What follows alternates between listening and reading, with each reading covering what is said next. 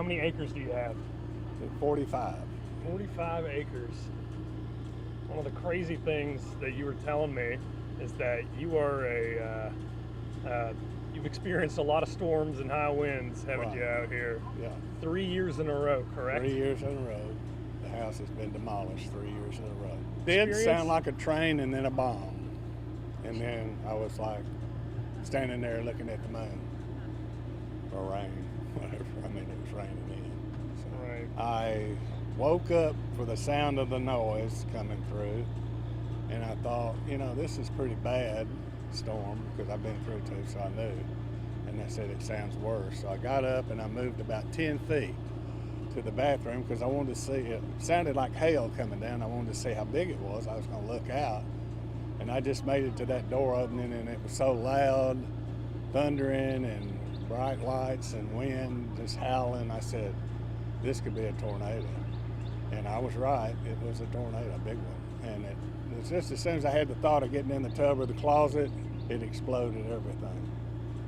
So I was just standing there and stuff falling, Stuff glass falling. blowing. If you were in a different location, you think it could have hurt you, possibly killed you? I was in the worst location you could be in, but I was actually in a good location because of the glass was facing that window, the bed was facing that window, and it blew it onto the bed, and I just got up into that doorway, which is behind the closets and the frame and double frame. So I was in a safe spot, unless it was a bigger tornado to take the house and threw it in the lake, which it tried. Golly. So, third time now, and at least this time, estimated cost of repairs, maybe for the house, and do you even know elsewhere? 50 at the basic repair on the house, and the shops are different, they'll be 10, 15. And I rebuilt that one in the background already yesterday, and we're working on the roof and the inside of the house some tomorrow. And they're putting insulation in the attic, which we had to take out the insulation because of the open ceiling, and it rained in.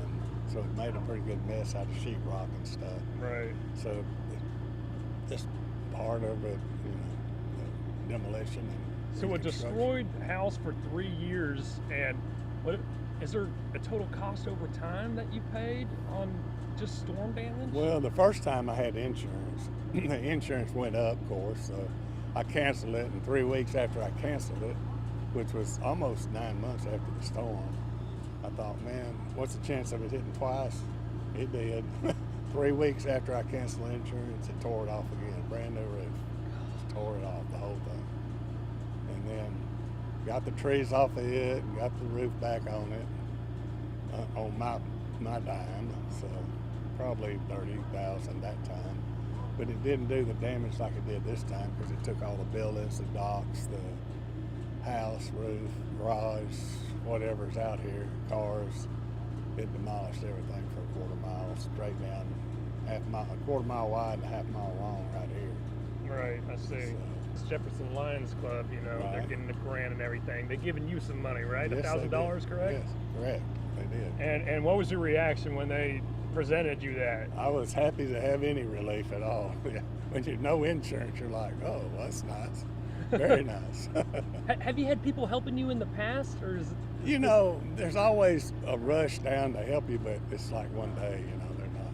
And I don't expect anybody to do anything I can't do, and I can't do much, so you pretty well have to hire, crews to do stuff, and you're like a construction manager more than a on hands, which I can do some stuff like paint. This is the third week of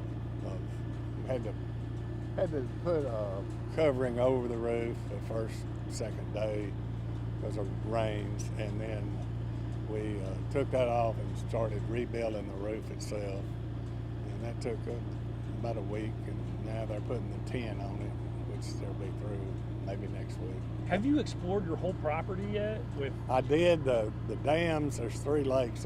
The dams on the 2 lakes going back there were damaged by tree falls, and we pushed them out of the way with a dozer and a skidder, and I made my way back around the back, which it took down, I think, 10 trees up that sideline, and maybe it looked like a highway came through my neighbors all the way back to Berea. Right. And then it took down a lot of trees. And then it took trees down a quarter-mile away from the main line.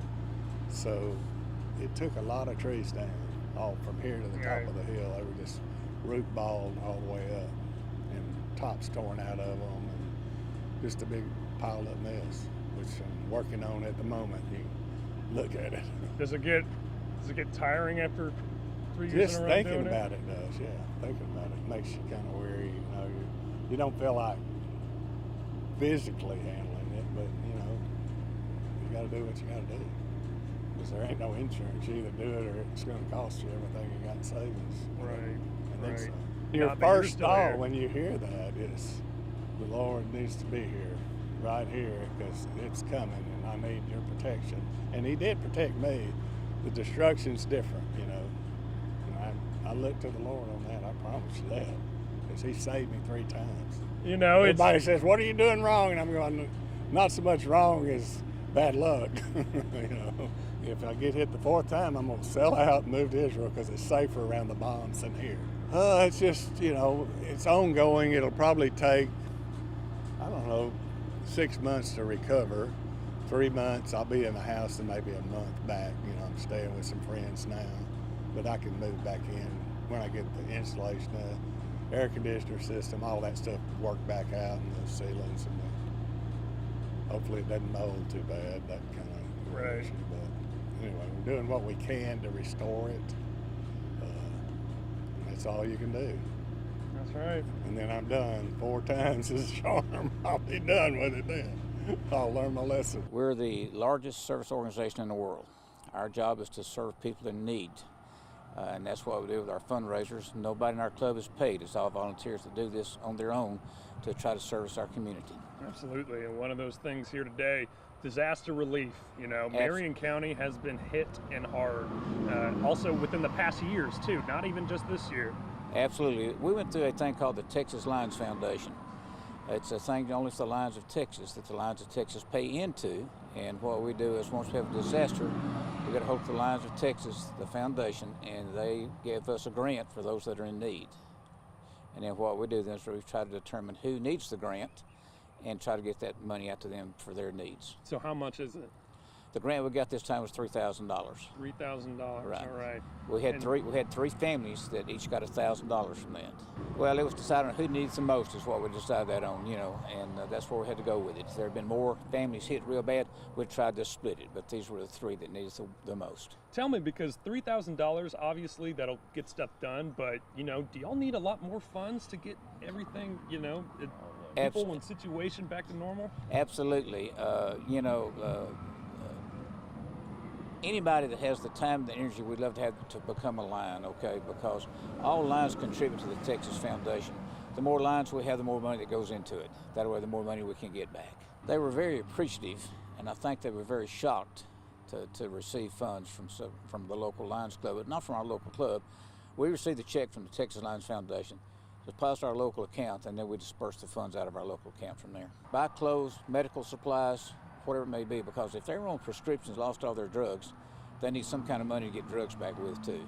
So it's also for their needs temporarily, for housing where it may be, for drugs may have got lost, for clothes and whatever else that they may need. How has the Jefferson community kind of responded to a tragedy like this? As far as I know, they always stand behind and get all as much help as they possibly can, you know, from the community. It's a great community to be in. I've been here for 51 years. And it's an outsider moved in here, but they've been great people here.